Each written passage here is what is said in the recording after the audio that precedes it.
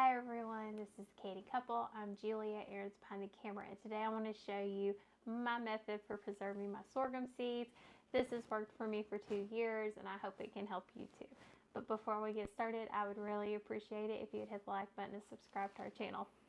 So as you can see, we have a bit of a sorghum seed harvest here. This is the sorghum that we have grown. This is generation 3. Some of that is mixed. It's mixed. Oh, so yes. So we have generation 3 and 2. 3 and 2.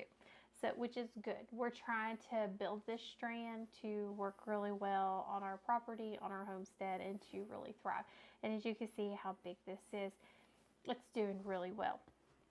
I feel really good about the harvest that we have. We had some more we could have harvested, but Aaron harvested the best pods.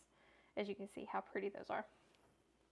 This is a broomstick sorghum. And while we would not buy this one again, we're going to try to see if we can't get it to produce better here. This one we got from Buffalo Seed.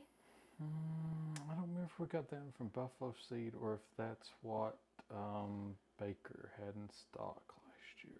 I thought we got it from Buffalo Seed. Might have been. So they actually call it like an amber corn, but it's really... It's sorghum. It's sorghum. And it looks like a broomstick. You can tell here. Like, see? It's very pretty, very pretty. But it did not get as thick as we would like. You can tell here. The tops didn't, but we had some... that looks like it's the thickest it got. Yeah. Now, when it came to the stalks themselves, they were comparable in size, maybe even a little bit bigger. Some of them were than the regular sorghum. Oh, well. Well, Aaron's the one who went out and harvested for me this year. But it wasn't as thick. It was not as thick. So I learned my lesson. I just kind of threw these in, but they still grew. I was able to grow the sorghum. And this method has really worked out well for us over the past few years. But to get started, the first thing you need to do is you need to cut your seeds, and you want to do it before you get your first really cold spell. So if you live like we do in Southwest Virginia, right now you better be outside getting everything out of your garden and getting it inside. We're about to hit 20 degrees. So we're not even getting frost. We're going straight to freeze. There's just no ifs, ands, or buts about it. And we don't want the seed to freeze. So we want to get these inside. And the next step you need to do is you need to give these time to dry. Do not go to put them straight up. Make sure you let them lay out and dry. I did that.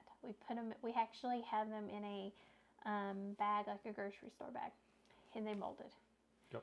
They were on a paper towel. This is where I use more paper towels than anything, is for my seed collecting, because I just sort of lay them out, let them dry. We put the fan on them so they would get completely dry. And I can tell you, just putting my hands in here, there's no moisture. So what that tells me is I can go ahead and get these put up. And all I do, I don't take the seeds off. All I do is I literally put this whole thing in a bag, and it will be perfect for next year. And all I have to do is go and shake it into my lines, and I will have beautiful sorghum come up. Now next year I need to be careful, and I need to not sow it as thick. Yes. But it will continue to dry out in the bag. So what I will do is I go ahead and get them in the bag. And the other thing you have to be careful of, you're going to have bugs. So you're going to get ants, maybe some spiders, depending on where you live. So be prepared to kind of be around to watch them kind of scurry away and kill them, so you can get rid of them on the front end. This didn't actually have many bugs in it, like at all. Well, they don't really have a place to hide either. They don't. It's this one that you will have the bugs in, because you can tell it's very thick. It's very fluffy. Like, you can't tell like how it feels. This looks like beautiful decoration you would buy at like Michael's and Hobby Lobby. It really does. It's just like that top there. But we want to go ahead and put this up because we want to try to keep making this seed stronger for us.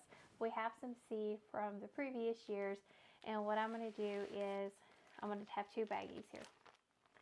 And I'm going to label one broomstick, amber, sorghum, And then I put my year. And then I'm going to put Gen 1. So G1, that tells me it's the first generation. And then as we continue to grow, we'll probably lose that.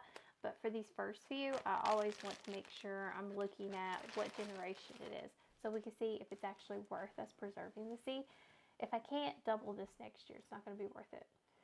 Or if it's not thicker or better or fuller, if it doesn't give me some sort of a advantage, it's not really worth me to grow, because I know this stuff grows amazing as we keep producing and producing. Wouldn't you agree? Oh yeah, definitely. My only concern with this is it is very long.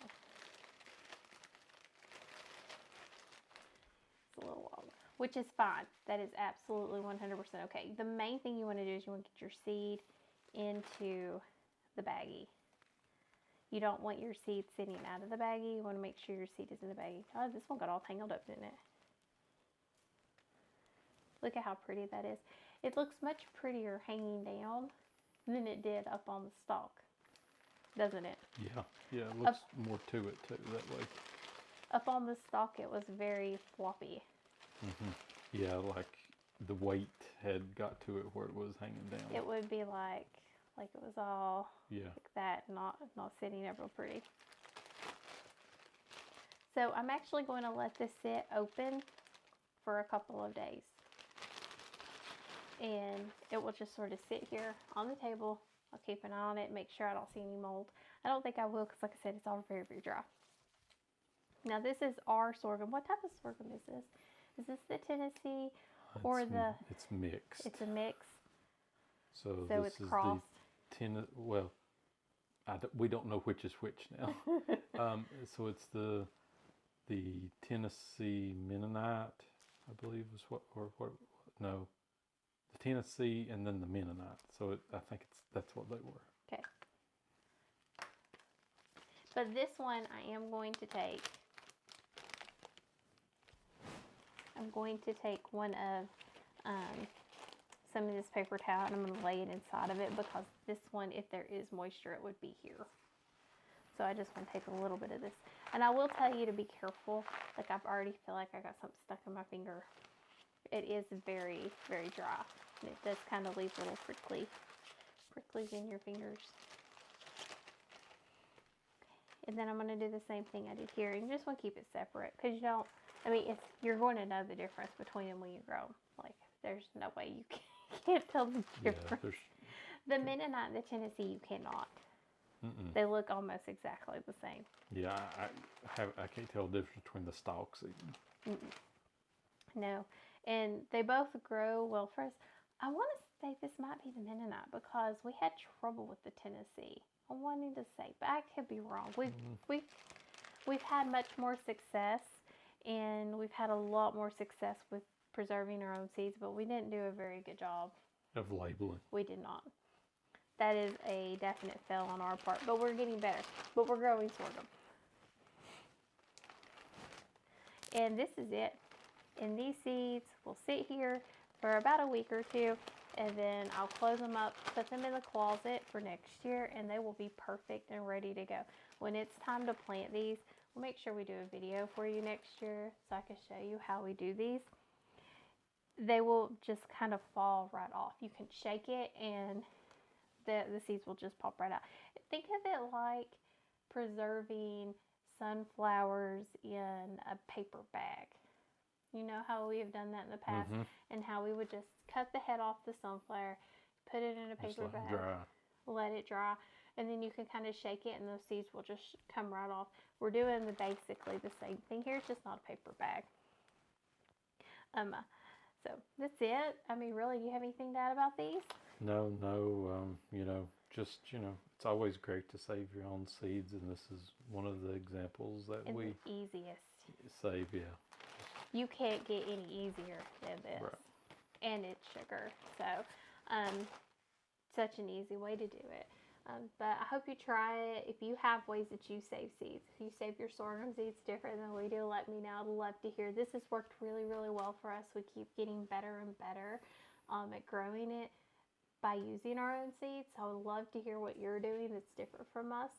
And if you have any questions, comments, anything you want to hear from us, leave it in the comments below or email us at thecannycouple@yahoo.com. And as always, check out our link tree to see all of our other content, our podcasts, and other videos that we put out. And thank you for joining us on The Canny Couple, where we work hard, live simple, and enjoy life. Have a wonderful day.